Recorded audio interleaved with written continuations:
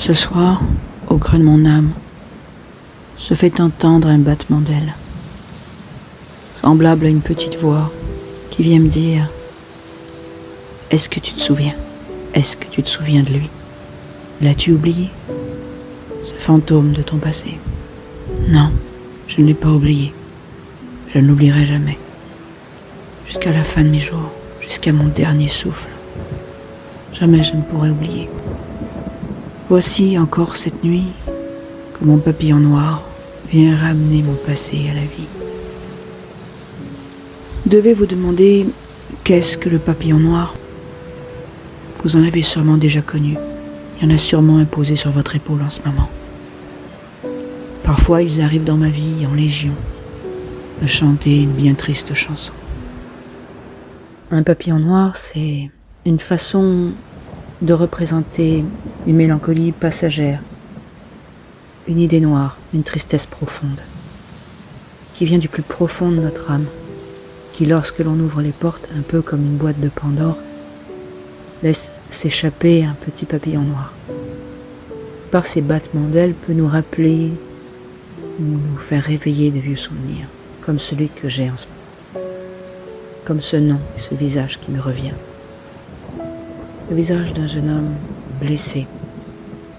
Je ne savais pas que son cœur souffrait à ce point. Je ne me rendais pas compte de son malheur, de cette tragédie qui nous l'a enlevé. C'était en pleine période du bac. La pression de son père qui était instituteur. Il s'est passé quelque chose dans son esprit. Ça, je l'ai jamais compris.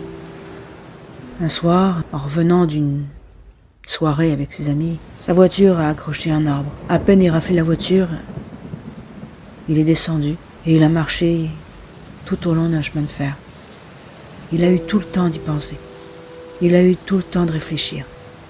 Arrivé au sommet d'un viaduc, il a pris un billet d'aller sans retour. J'ose espérer que son âme est en paix.